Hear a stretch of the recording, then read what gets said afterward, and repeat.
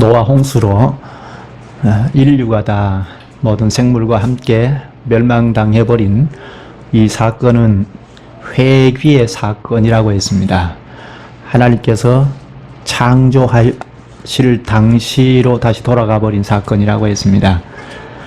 7장 11절에 보면 노아 600세 되던 해 2월 17일 날에 기품의 샘들이 터지고 하늘의 창문들이 열렸다. 그래서 홍수가 시작이 되었다고 합니다. 2월 17일이 유대인의 달력으로 주일입니다. 일요일입니다.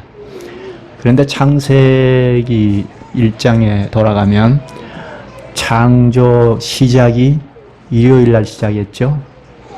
일요일 날 창조의 일을 시작하셔서 금요일 날 다 마치셨죠. 그리고 토요일 날 안식에 들어가셨습니다. 노아 홍수 시작이 2월 17일인데 그때가 금요일이고 금요일 날 시작이 되었는데 40주야를 비가 쏟아졌다라고 하는데 40일이 2월 17일에 40일을 더하면 3월 27일이죠. 3월 27일은 금요일입니다. 홍수 시작이 주일 시작해서 금요일에 마칩니다. 창조 시작이 주일날 시작해서 금요일날 마칩니다. 그리고 토요일날 안식에 들어갔습니다. 홍수 사건이 창조 당시로 돌아가 버린 사건인 것을 이런 날짜에서도 가르쳐주고 있습니다. 그리고 8장에 가면 바람이라든지 물이라든지 기품이라든지 이런 것들이 다 창조 때 첫날에 쓰였던 용어들입니다. 그리고 둘째 날 하늘, 물이라는 말도 8장 2절에 하늘이라는 말을 같이 쓰고 있습니다. 그리고 셋째 날 묻이 드러났다고 했죠. 하나님께서 이 땅 위에 물을 한 곳으로 몰아서 묻이 드러났다고 하는데 8장에 역시 물이 감아 점점 물러나서 산봉우리가 드러났다는 것을 이야기하죠. 그리고 다섯째 날 새들을 창공에 창조하셔서 날게 하셨다고 하는데 노아가 방주에서 물이 거치자 비둘기를 날려보낸, 그래서 비둘기가 날아다니는 것을 볼 수 있죠. 그리고 여섯째 날 짐승과 가축 이런 기어다니는 것들을 창조하셔서 불어주셨는데 노아 방주 홍수가 끝이 나고 방주에서 짐승들이 나와서 생활하게 됩니다. 그리고 같은 6일째 사람을 지으셨죠. 아담과 하와를 지으셨는데 방주에서 아담과 하와 그러니까 노아 식구들이 아담과 하와가 되어서 방주에서 나와서 생활하게 됩니다. 이렇게 홍수 사건은 창조 당시로 돌아가 버린 사건입니다. 노아가 이 홍수 사건을 직접 목도하면서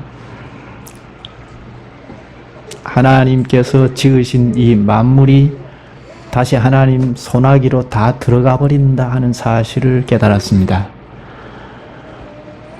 물론 이제 이 말씀이 직접 있지는 않지만 나와서 번제를 드렸다는 것을 생각하면서 지난번에 생각했듯이 만물이 주에게서 나오고 주로 말미암고 주에게로 돌아갑니다. 이 말씀을 깨달았을 것입니다. 그래서 나오자마자 번제를 드렸습니다. 이 번제는 가축을 제외한 모든 짐승을 불태워 드리는 건데 번제의 의미가 우리의 전부가 주님의 것입니다 하는 표시라고 했죠. 만물이 다 주님의 손아귀로 거두어 드린 사실을 목도하면서 나의 목숨, 우리의 것도 역시 주님의 것입니다 하며 표시하면서 번제를 드린 것입니다. 분명히 그랬을 것입니다. 이는 만물이 주에게서 나오고 주로 말미암고 주에게로 돌아갑니다. 주님께 영광이 세세 있을지어다.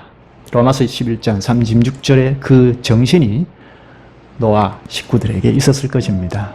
그랬으니까 모든 것이 다 주님의 것입니다 하는 헌신의 표시로 번제를 드리지 않았겠습니까? 그리고 번제로 삼은 짐승은 노아 식구들이 하나님의 말씀을 순종하여 방주에 태운 정결한 짐승 중에 제물로 삼았다고 했죠. 그러니까 하나님의 말씀을 순종하지 않았더라면 이런 번제를 드릴 수 없었을 것입니다.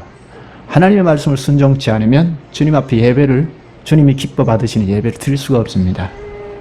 그래서 순종이 얼마나 중요한가 하는 것을 깨달을 수 있죠.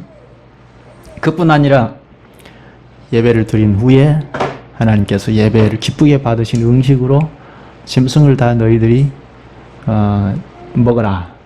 그래서 짐승의 고기를 먹도록 허락을 하셨죠.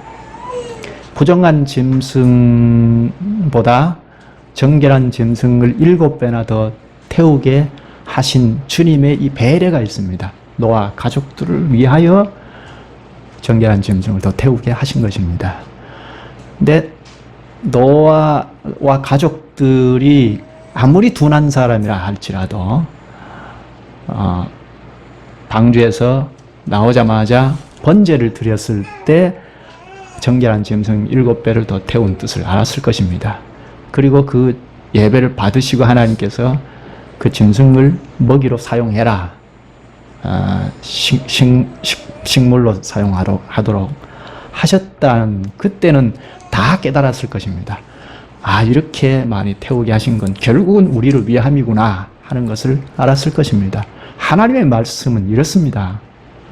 우리가 납득하지 못하는 말씀이라도 우리를 위함이라는 것을 생각해야죠. 하나님의 말씀은 하나님께 영광을 받으시기 위하여 순종하라 하고 제시하시는 것인데 결국 우리를 위함입니다. 노아는 방주에서 나오면서 참으로 할 일이 많았을 것입니다. 무엇보다도 홍수로 피해를 입어서 아무것도 존재하지 않는 이 땅 위에서 발을 내디뎠으니까 우선 당장 먹고 잠자리 문제, 의식주 문제가 급하게 해결해야 할 문제 아니겠습니까?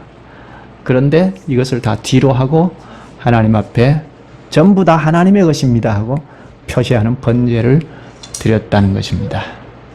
이것은 교회의 표시입니다.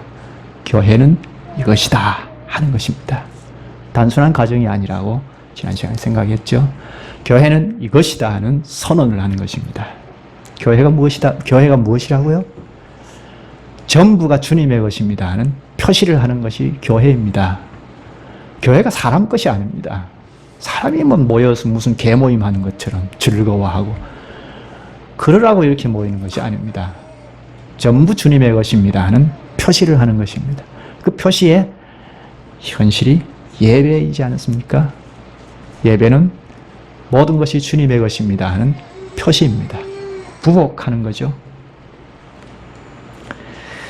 너와 가족은 깊이 깨달은 것 중에 하나가 인간들이 노력하고 쌓아놓은 명성, 명예, 성공, 물질 문명 아무런 소용이 없이 허상이더라 하는 것을 깊이 깨달지 않았겠습니까?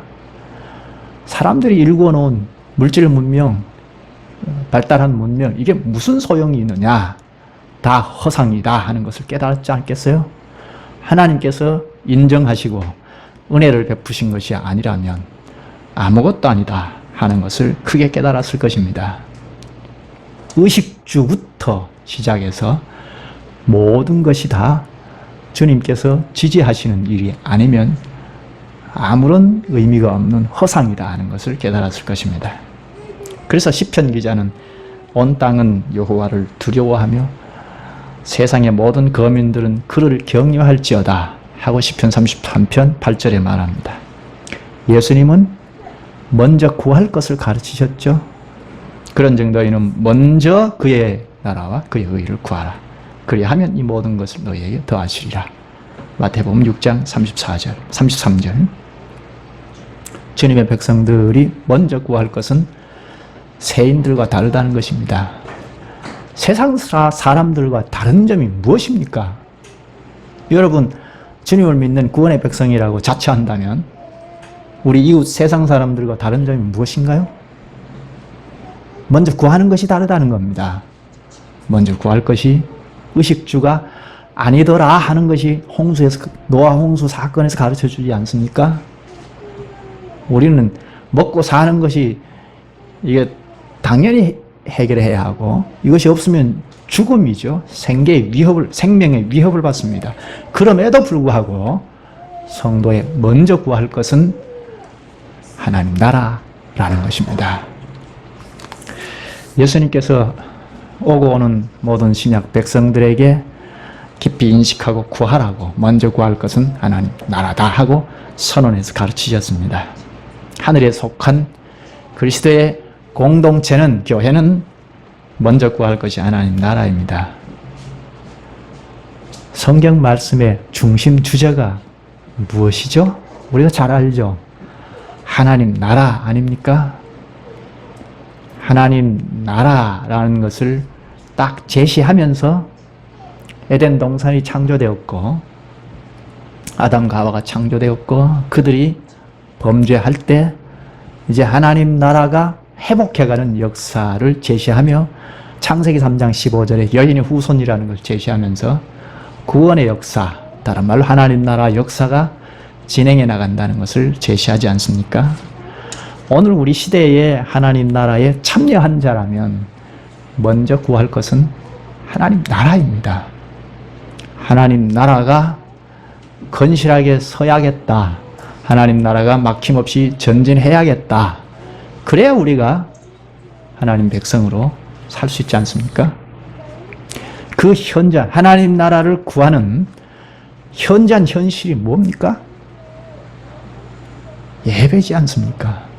하나님 나라의 현저한 구현체는 교회라고 했는데 교회는 하나님 앞에 서서 부복하는 것이니까 부복하는 것이 하나님 나라를 구하는 현저한 현실이지 않습니까? 예배는 하나님 앞에 부복하는 것입니다. 지금 우리가 예배를 드리고 있는데 하나님 앞에 예배의 여러 요소, 찬송이 있고 기도가 있고 헌금이 있고 그리고 하나님 앞에 다 드리는 헌금을 한 이후에 하나님이 오셔서 말씀하시는 것이 있는데 이것이 다 부복하는 절하는 예를 갖추어서 절을 하는 것 아닙니까? 이게 예배입니다. 이 예배가 무슨 찬송이나 뭐 기도도 마찬가지고 우리가 무엇을 정성을 기울여서 만들어서 하나님 앞에 탁 바치는 이것이 예배가 아니고 절하는 것입니다. 신구약을 통틀어서 예배가 무엇인지 집약해 보면 절을 하는 것입니다. 부복하는 것입니다. 이 찬송이라는 명분 하에 무슨 음악회 비슷하게 찬송 문화 또 노래 문화 이런 문화를 만들어서 예배하는 것이 예배라고 생각하는 교회가 우리 주변에 상당히 많이 있는데 우리가 무엇을 만들어서 음악 문화를 만들어서 하나님 앞에 드리는 것이 예배가 아니죠. 예배는 예를 갖추어서 부복하는 것입니다. 절하는 것을 잘 배워야 하죠. 우리 아이들이 어른에게 큰 절을 할 때 가르치지 않습니까? 가르치고 배워야 하죠. 우리가 하나님 앞에 드리는 예배는 무슨 폼을 배운다기보다는 예배의 요소가 하나하나 있는데 찬송이 하나님 앞에 받으시는 찬송이 무엇이고 기도가 무엇이고 헌금이 무엇이고 그리고 하나님이 받으시고 오시는 그 응답이 무엇이고 응답은 말씀인데요. 우리가 지금 볼 텐데 이런 예배의 요소 하나하나를 배워야 하죠. 우리의 예배의 대상은 하나님이시라면 하나님이 어떤 분이시고 우리는 어떻게 절을 해야 하는가 하는 것을 하나님의 말씀을 통하여 차분히 앉아서 가르치고 배워야 하죠. 교회가 시작이 되면 처음부터 예배를 드리니까 예배가 무엇인지 예배의 대상이 하나님이신데 어떤 분이신지 어떤 것은 받으시고 어떤 것은 안 받으시는지 그 앞에 우리의 자태는 어떤지, 어떠해야 하는지 이런 것을 하나씩 배워야 하죠. 그래서 부복을 잘 하는 이것이 예배의 성공입니다. 그러니까 예배가 성공하려면 예배 하나도 잘 배워야 하는데 배워서 깨달아가는 거죠. 그래서 하나님의 말씀을 잘 깨달아가는 데서 예배가 늘 성공해 나갈 수 있습니다. 하나님께서 노아의 교회의 예배를 기쁘게 받으시고 응답의 식물로 축복을 내리시는데요. 자연과 인류에게 복을 내리시는데 그것이 8장 21절에서 창세기 9장 17절까지입니다. 먼저 자연에게 축복을 내리시는데 두 가지의 약속을 합니다. 8장 21절, 22절인데요. 아주 중요한 말씀인데 읽어보십시다. 여호와께서 그 향기를 받으시고 예배를 기쁘게 받으신 거죠. 그리고 그 중심에 이르시되 내가 다시는 사람으로 말미암아 땅을 저주하지 아니하리니 이는 사람의 마음이 계획하는 바가 어려서부터 악함이라. 내가 전에 행한 것 같이 모든 생물을 다시 멸하지 아니하리니 땅이 있을 동안에는 심음과 거둔 것, 추위와 더위와 여름과 겨울과 낮과 밤이 쉬지 아니하리라. 여기 먼저 두 가지 약속을 볼 수 있습니다. 첫째는 사람 때문에 땅을 다시는 저주하지 않는다 하는 것 하나, 그리고 사람 때문에 지금 그 홍수로 인류를 모든 생물과 멸해버린 것과 같은 홍수로 멸하는 일은 없을 것이다 하는 이 약속을 합니다. 9장 11절에도 똑같이 홍수로 멸하지 않겠다고 약속을 하는데요. 그 증표로 22절에 계절이 반복적으로 찾아올 것이라고 약속합니다. 지금 많이 무더운데요. 이렇게 여름다운 여름인데 이것을 우리가 맞닥뜨릴 때 하나님께서 지금도 땅을 저주하지 않겠다는 것과 홍수로 전 세계를 멸하지 않겠다는 약속을 지키시구나 하는 것을 깨달을 필요가 있죠.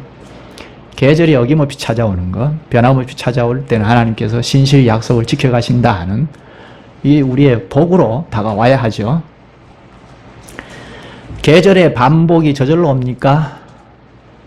생각 없는 사람은 신자들 중에도 계절은 자연 법칙에 의해서 움직이는 것이다 하고 많은데 어리석은 일이죠. 하나님의 말씀에 비추어 보면 계절이 저절로 오는 것이 아니고 지금 하나님께서 계절의 약속을 해주셨고 이 자연을 인류의 죄악 때문에 멸절하지 않겠다는 약속 때문에 지켜지는 것이죠. 그런데 이 세상 사람들은 진화론을 신앙처럼 믿는 사람들은 계절이 저절로 변화된다고 하죠. 요즘 빅뱅 이론이 아주 무성한데요. 조그만한 점과 같은 데서 팽창이 되어서 빵 터짐으로 우주가 생성이 됐다고 하고, 그러니까 거슬러 올라가면 저절로 생성이 됐다는 이야기죠. 그러니까 오늘 계절 변화도 저절로 된다는 이야기죠. 저절로 되는 것이 어디 있습니까?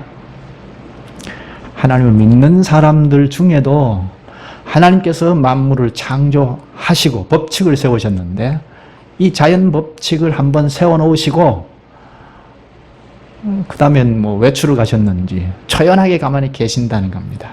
법칙을 세워놓았기 때문에 저절로 계절의 변화도 온다는 이야기를 합니다. 그런가요? 하나님께서 자연 법칙을 세우실 뿐 아니라 지금도 붙잡고 계시니까 계절이 문제가 없이 자꾸 변화되고 하는 것입니다.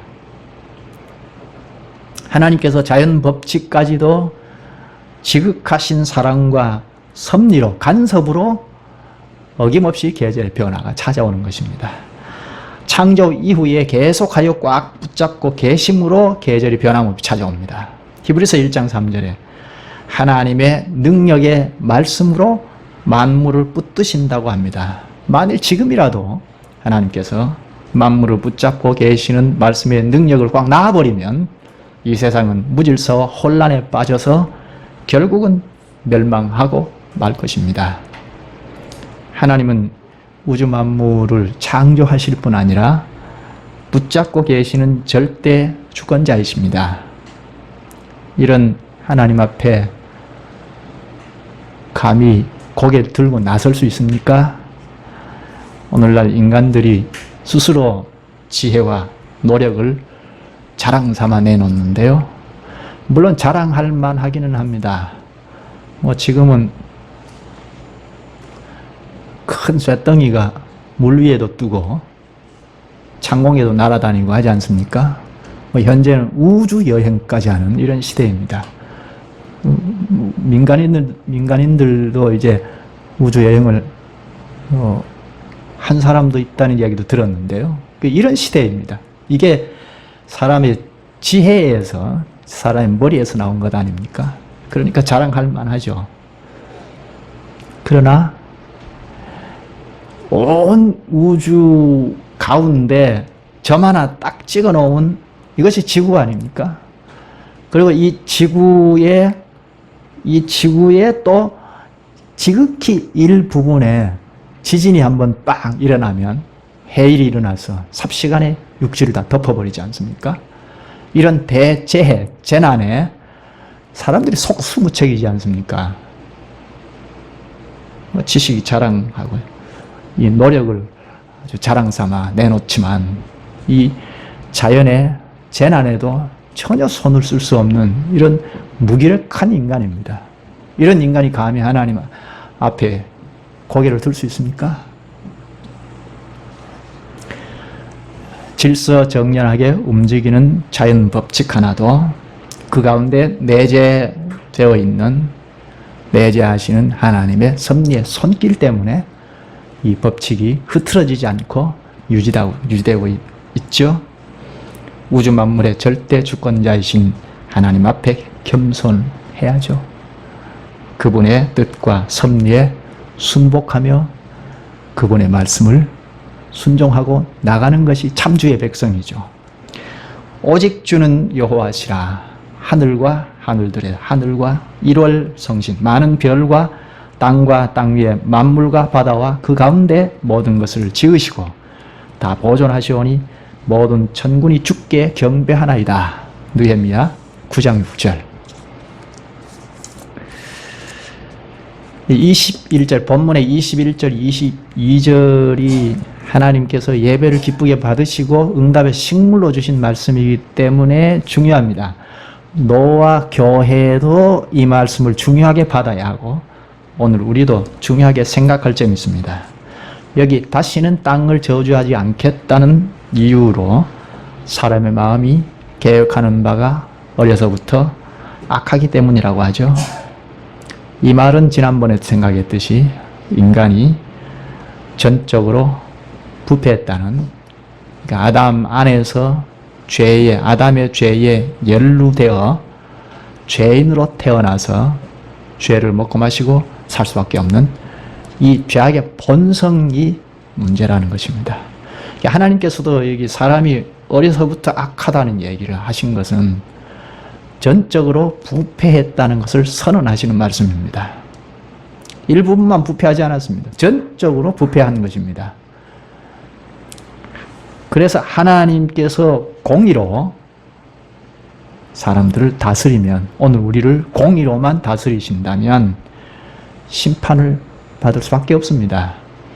인류를 공의로만 대하신다면 대대적인 심판이 끊임없이 일어났을 것이고 결국은 이 지구상은 남아날 수 없을 것입니다.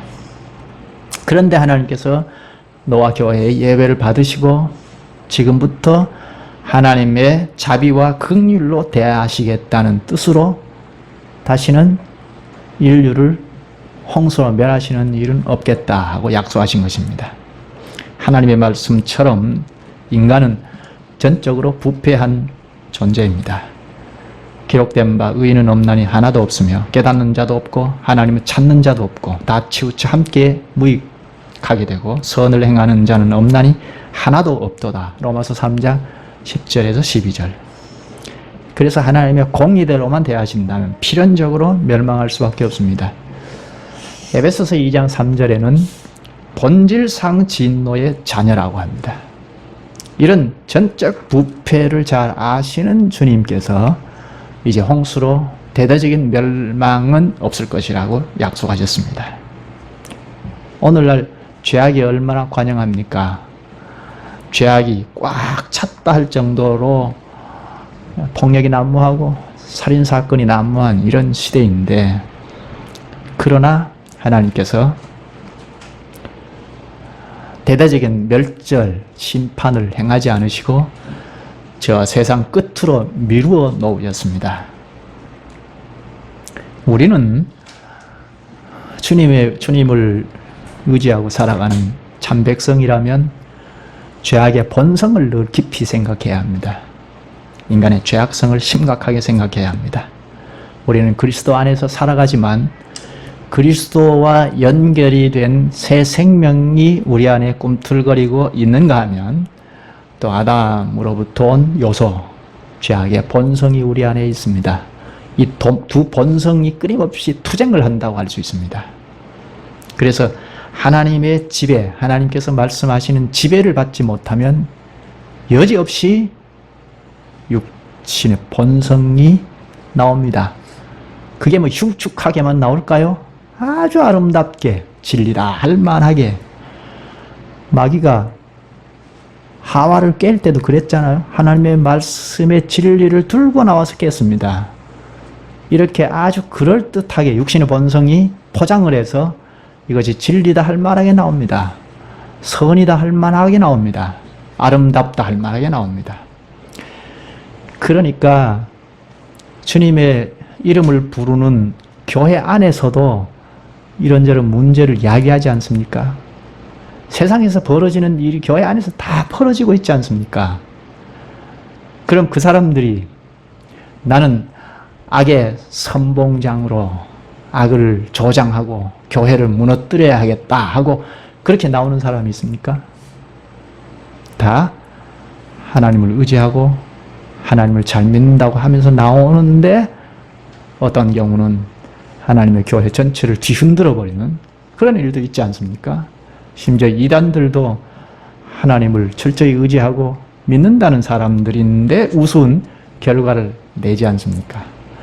이게 다 우리 안에 죄악의 본성이 이렇게 추악하다는 것입니다.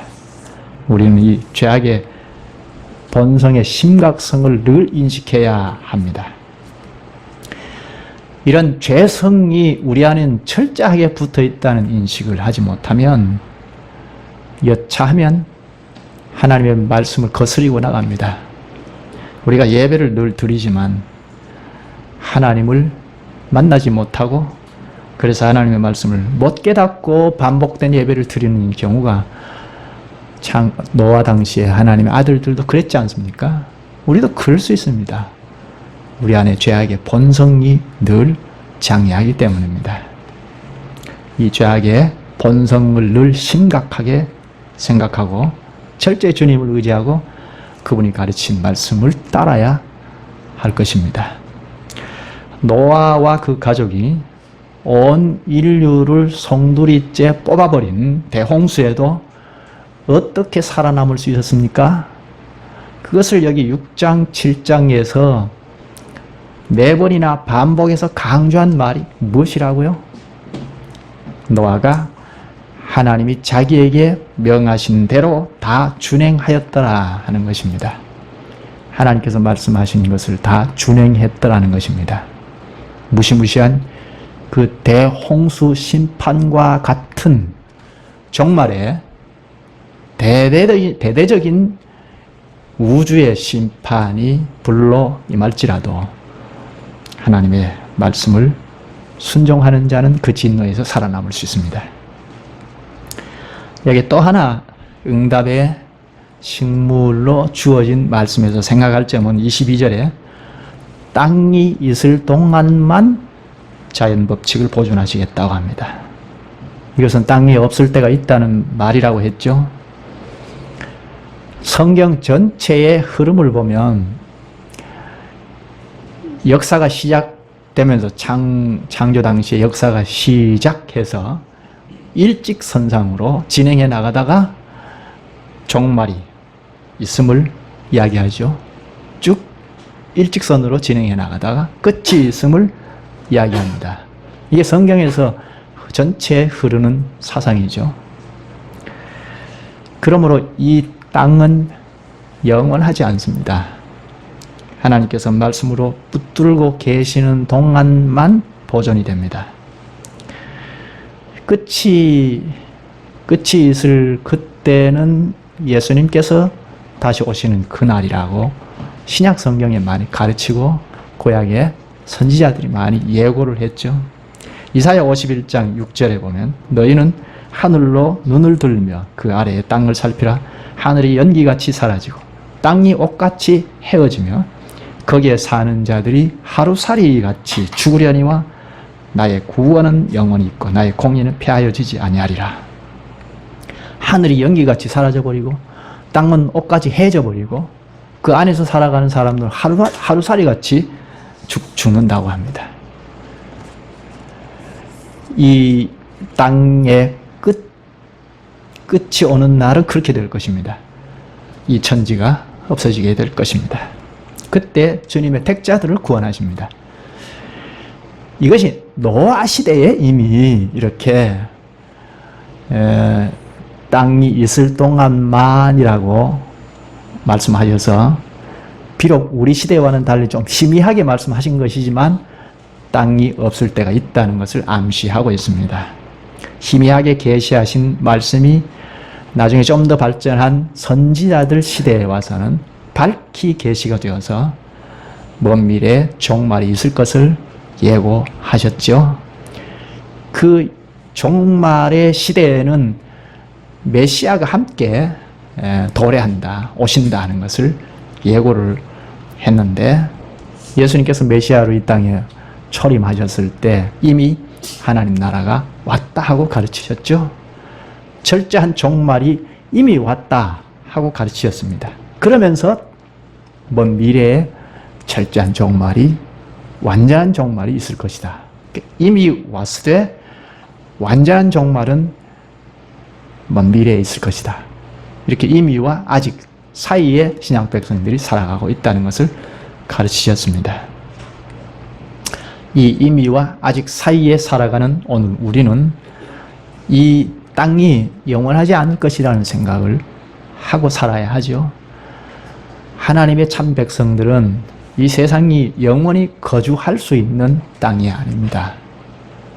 성도들의 본향은 하늘나라입니다. 이 세상은 잠시 하나님으로부터 파송을 받은 오전 공부 시간에 말로 하면 그리스도의 군사들을 파송을 받은 존재들입니다. 하나님께서 노아 교회의 예배를 받으신 후에 진노를 누그러뜨리셨습니다. 이 세상 심판을 세상 끝으로 유보하는 결과를 낳았습니다. 이처럼 참 교회의 참된 예배는 하나님의 진노를 누그러뜨리고 이를 위해 심판까지도 하나님의 공의의 심판까지도 저 뒤로 유보하는 결과를 낳았습니다. 참된 예배가 이렇게 중요합니다. 물론 예배, 사랑, 예배, 사랑, 자비 이렇게 등식하는 것은 옳지 않습니다만 그러나 능력이 많으신 하나님께서 주권적으로 이렇게도 저렇게도 다 하실 수 있는데 경영의 원리의 하나로 자신의 참 백성들의 참된 예배를 기쁘게 받으시고 진노를 누그러뜨리십니다. 오늘 우리의 예배를 생각해 보실까요? 우리도 이 세상의 생활을 중에 이런저런 죄악을 나타내고 살지 않았겠습니까?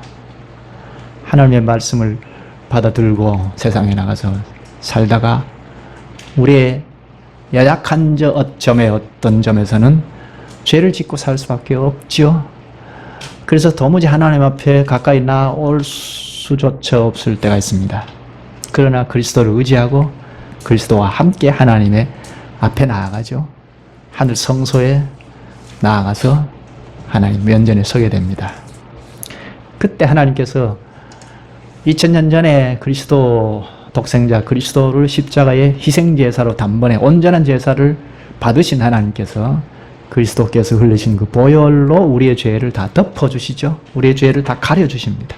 그리고 우리의 예외를 받으십니다. 하나님께서 그리스도의 보혈을 보시고 우리의 죄를 다 덮어주십니다. 그래서 구약시대에도 이미 죄악에 깊이 빠진 이스라엘을 향하여 오라고 하셨습니다. 이사야 1장 18절에 보면 여호와께서 말씀하시되 오라 우리가 서로 변론하자 시시비비를 가리지 않은 말인데 너희의 죄가 주홍 같을지라도 눈과 같이 희어질 것이요 진홍같이 붉을지라도 양털같이 희게 되리라. 주홍 같다. 여기 진홍 같다. 아주 짙은 붉은색이라는 말이죠. 그럴지라도 눈과 같이 또 양털같이 희게 된다고 합니다. 이건 전혀 불가능한 일이라는 말입니다. 그러나 우리 하나님은 불가능한 일이지만 주권적으로 변화시킬 수 있기 때문에 오라고 하셨습니다. 하나님의 공의로만 보자면 이스라엘은 사형을 받아 마땅합니다. 그러나 하나님께서 오라 우리가 서로 시시비비를 가려보자 하신 것은 응보적 상벌의 법칙에 얽매이는 분이 아니시기 때문입니다. 공의도 있으시지만 그 뒤편에는 하나님의 자비가 있기 때문에 오라고 하신 것입니다. 이것은 여러분들이 면죄부를 주려고 하는 말이 아닙니다. 하나님의 주권적 자유로서 이스라엘을 변화시키실 수 있는 분입니다. 그래서 오라 하신 것입니다. 그런 가능성을 주님께서 그런 약속의 말씀을 하신 것을 믿음으로 주 앞에 나오는 자들은 죄의 가리움을 받고 주님으로부터 새 삶을 허락을 받아서 살아갈 수 있죠. 이것은 그리스도의 보혈의 능력 때문입니다. 그리스도께서 보혈을 흘려주신 그 대가를 우리에게 덧입혀 주시기 때문입니다. 오늘 우리는 그리스도와 연합하여 하나님 앞에 이르기 때문에 하나님 앞에 참된 예배로 설 때 하나님께서 우리의 죄를 그리스도의 보혈로 덮으셔서 가려 주시고 그리고 새로운 삶을 열어 보여주십니다. 말씀을 통하여. 이런 참된 예배는 하나님의 진노를 자비로 바꾸시지 않습니까? 공의로 보실 때 우리를 진노하시지 않습니까? 감히 우리가 하나님 앞에 설 때 벼락이라도 떨어져서 죽을까 두려워하면서 하나님 앞에 나오지 않습니까? 그러나 하나님께서 자비를 우리의 진노를 거두시고 자비를 베푸시는 것은 우리의 참된 예배를 받으시고 하시는 것입니다. 참된 예배는 이렇게 우리의 죄를 가릴 뿐 아니라 하나님께서 이렇게 살아야 하지 않겠는가 하고 말씀을 제시해 주셔서 어떻게 살 것인지 밝히 보여주십니다. 이 예배는 하나님을 뵙고 하나님과 언약 관계를 재설정하는 것입니다. 지난주에도 우리가 예배에 임했지 않습니까? 지난주의 예배와 오늘 예배는 다릅니다. 지난주에 예배에 참여하여 언약 관계를 설정했는데 이 땅에 생활을 하다가 언약을 파기한 자지 않겠습니까? 다시 하나님 앞에 그리스도를 의지하여 담대히 나와 새로 하나님을 뵙고 언약을 설정하는 거죠. 언약을 갱신하는 것이 참된 예배입니다. 이렇게 매주 참된 예배에 참여하여 지난주에 언약 관계를 맺었던 파기된 것을 다시 한번 갱신하고 하면서 영원한 영광의 나라를 가깝게 나아가는 것입니다. 예배를 받으신 하나님께서 응답의 식물로 주신 말씀은 9장에 창세기 9장으로 넘어가서 계속하십니다. 1절에 보면 하나님이 노아와 그 아들들에게 복을 주시며 그들에게 이르시되 생육하고 번성하여 땅에 충만하라. 여기 보면 이제 노아에게만 말씀하신 것이 아니고 그 아들들에게도 하시죠. 이게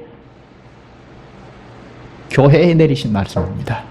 노아 공동체에 내리신 말씀인데, 노아 공동체가 생육하고 번성하여 땅에 충만하라, 이렇게 복을 내리십니다.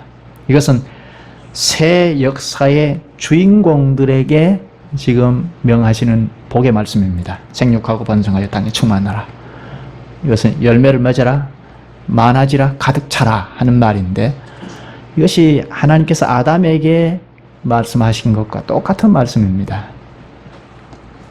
하나님께서 홍수 심판으로 멸절된 인류를 다시 시작하는 시점에서 일으키시기 위하여 인류의 제2의 조상이 된 노아 교회에 지금 인류의 시조 아담과 동일한 축복의 말씀을 주십니다. 비록 인간은 죄악으로 멸망을 받았으나 본래 하나님께서 아담에게 약속하신 것을 신실히 지키시는 분임을 여기에서 보여줍니다. 하나님은 본래 인간을 멸망하시고자 하시는 것이 아니고 구원하시고 복을 주시기를 기뻐하시는 분입니다. 하나님의 말씀을 청종하기만 하면 한량없이 복을 베풀어 주시는 분입니다. 복을 딱 준비해 놓으셨다가 참된 예배에 임하는 언약민들에게 그 복을 선언하시는 것이 예배에서 일어나지 않습니까? 여호와께서 자기 백성에게 힘을 주심이여 여호와께서 자기 백성에게 평강의 복을 주시리로다. 시편 29편 11절. 여기 창세기 9장 1절에 생육하고 번성하여 땅에 충만하라. 이 말씀은 이미 사람을 지으신 최초에 하나님께서 아담에게 약속하신 말씀인데, 이것은 하나님의 백성들이 번성하기를 원하신 말씀입니다. 9절에도 창세기 9장 7절에도 너희는 생육하고 번성하여 땅에 가득하여 그 중에 번성하라 하시는데요. 땅을 가득하게 충만하도록 하라 하는 것은 하나님의 백성들을 말합니다. 하나님의 다스림을 잘 받는 백성들이 이 온 지구상에 충만하기를 원하셨습니다. 이것은 저절로 되는 것이 아니죠. 하나님께서 약속하신 말씀을 신실히 지켜야 가능하죠. 먹고 마시고 장가 들고 시집가고 있으면서 홍수가 나서 그들을 다 멸하기까지 깨닫지 못한 하나님의 아들들을 반면교사로 삼고 일상적인 일에 집중할 것이 아니라 깨닫는 일에 집중해야 노아 교회가 제2의 조상으로 인류의 조상답게 하나님의 백성들을 충만하게 할 것입니다. 말씀을 깨닫지 못하여 홍수로 멸망당한 일이 없을 것입니다. 말씀을 깨닫는 사람이 번성해야 하나님께서 생육하고 번성하여 땅에 충만하라는 말씀을 달성할 것입니다. 못 깨닫는 사람인데 아무리 많아도 의미가 없죠.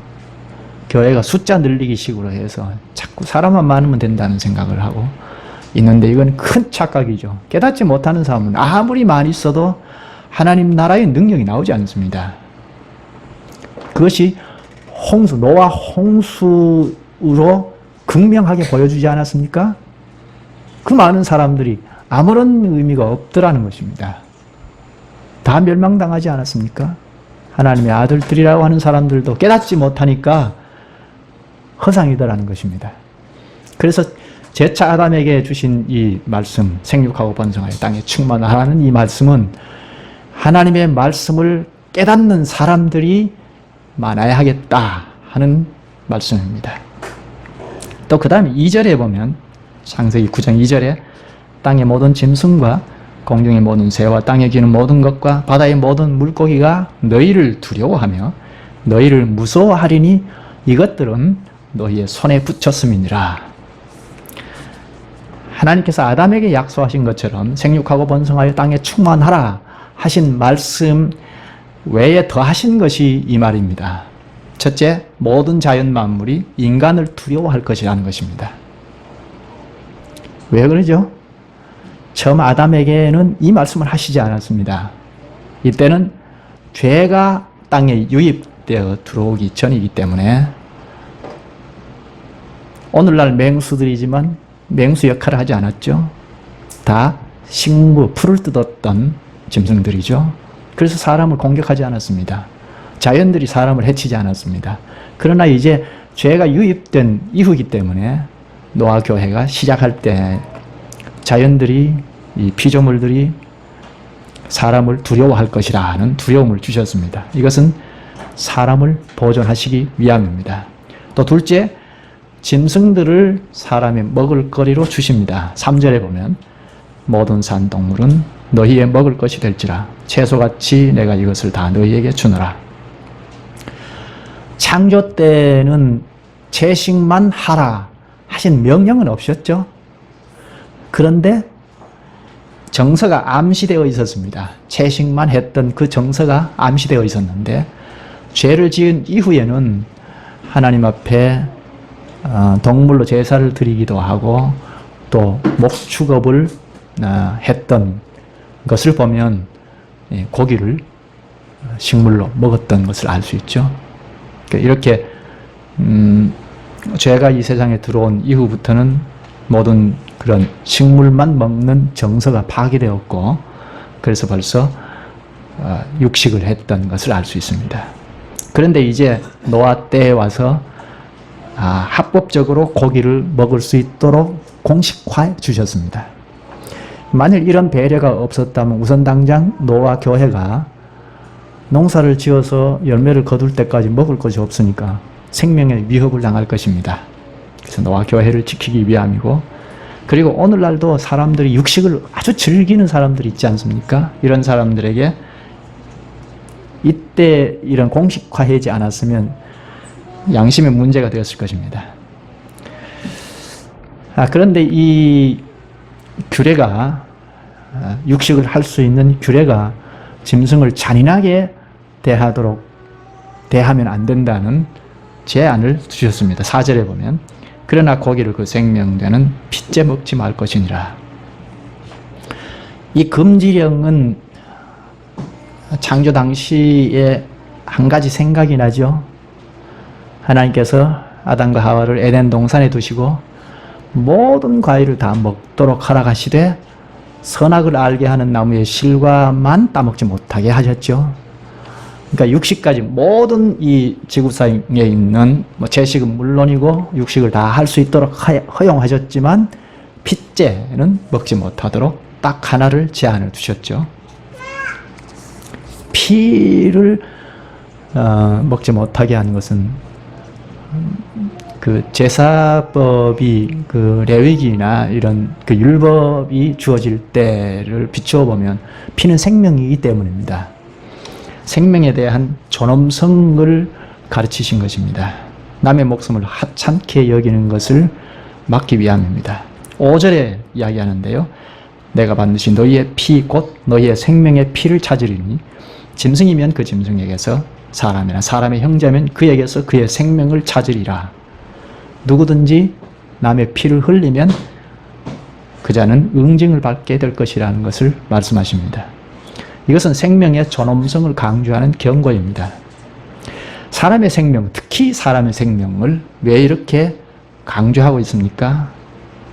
왜 사람의 생명이 소중하고 보호되어야 하느냐 하는 것을 그 다음 구절에서 이야기합니다. 다른 사람의 피를 흘리면 그 사람의 피도 흘릴 것이니 이는 하나님이 자기 형상대로 사람을 지으셨음이니라. 모든 사람은 하나님의 형상대로 지으셨기 때문입니다. 죄가 들어옴으로 하나님의 형상이 많이 파괴되었지만 아직도 그 잔상이 있기 때문에 보호해 주신 것입니다. 이 6절은 아주 간단하지만 장르가 확 바뀌어서 노래로 되어 있습니다. 시적인 표현으로 되어 있습니다. 이게 장르가 갑자기 시적인 표현으로 딱 바꾼 것은 이것이 중요하다는 이야기입니다. 관심 있게 보라는 것입니다.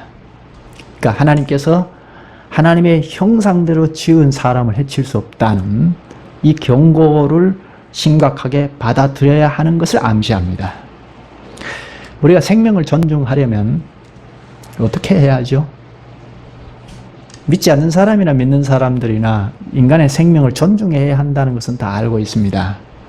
그런데도 우리 주변에 보면 늘 일어나는 폭력 문제가 있지 않습니까? 살인의 문제가 있지 않습니까? 이건 교회 안에도 있습니다. 우리가 생명을 존중하려면, 하나님의 형상을 보존하려면 어떻게 해야 합니까? 위로 하나님을 두려워해야죠. 하나님을 경외하지 않으면 깨닫지 못하여 인명을 경시할 수 있습니다.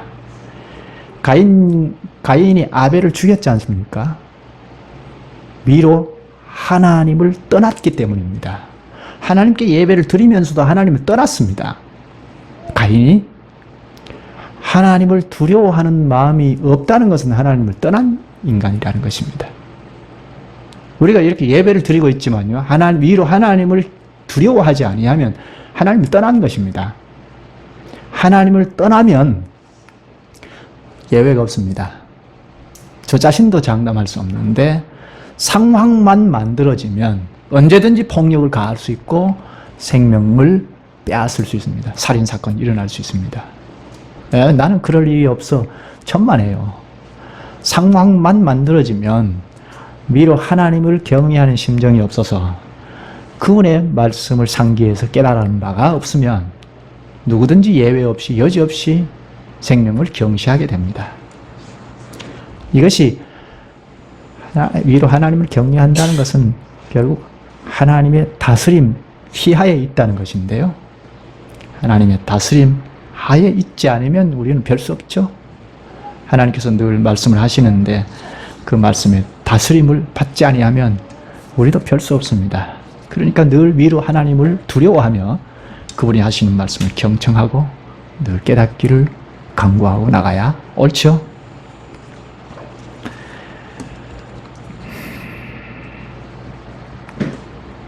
오늘 이 예배와 관계해서 좀 반복해서 생각을 했습니다. 너와 교회가 하나님 앞에 참된 예배를 드릴 때 그 예배를 받으시고 기쁨의 그 복의 선언을 해주셨다는, 응답의 식물을 주셨다는 것을 생각을 했습니다. 오늘 우리도 예수 그리스도를 의지하여 하늘 성소에 이르러 하나님 앞에 참된 부복을 할 때 하나님께서 말씀으로 오셔서 식물을 복으로 주시는데 그 복을 받아서 예배 가운데서 우리의 죄의 가려움을 받을 뿐 아니라 그 복을 받아서 새 삶을 한 주간 동안 걸어나가고 또 그 다음 주에 와서 다시 하나님 앞에 예배에 참여하여 이런 반복된 예배 생활로 하나님 영원한 세계에 가까이 나아가게 됩니다. 그러니까 참된 예배가 우리에게는 굉장히 중요합니다. 여기까지 하죠. 자비하신 주님, 주님께서 지금까지도 홍수로 인류를 멸하지 않겠다는 언약을 지키시는 분임을 계절이 매년 찾아오게 하심으로 그 주님의 말씀이 땅에 떨어지지 않음을 저희가 실제적으로 깨닫게 하시옵나이다. 참된 예배를 받으시고 이 땅에 있을 동안에는 사계절이 반복되지만 예수님께서 보좌 우편에서 교회를 경영해 가시다가 다시 오실 때는 불로서 멸망하는 날이 있음을 저희가 믿지 않을 수 없사옵나이다. 예수 그리스도께서 다시 오시는 그날까지 신령한 연합 가운데서 저희가 주님 앞에 늘 부복하여 여기에서 복으로 받게 되는 생명의 양식으로 이 땅을 살되 주님이 기뻐하시는 삶을 충실히 살게 하여 주시옵소서. 이런 예배의 삶의 반복 가운데서 다시 오실 주님을 마치 신랑을 맞는 신부처럼 기쁨으로 맞는 저희들이 되기를 원하옵나이다. 노아 교회처럼 주님의 말씀을 늘 붙잡고 살아나가는 데서 이런 일이 있음을 알고 늘 주님의 말씀을 붙잡고 나아갈 수 있게 하여 주시옵소서. 예수님의 이름으로 기도하옵나이다. 아멘.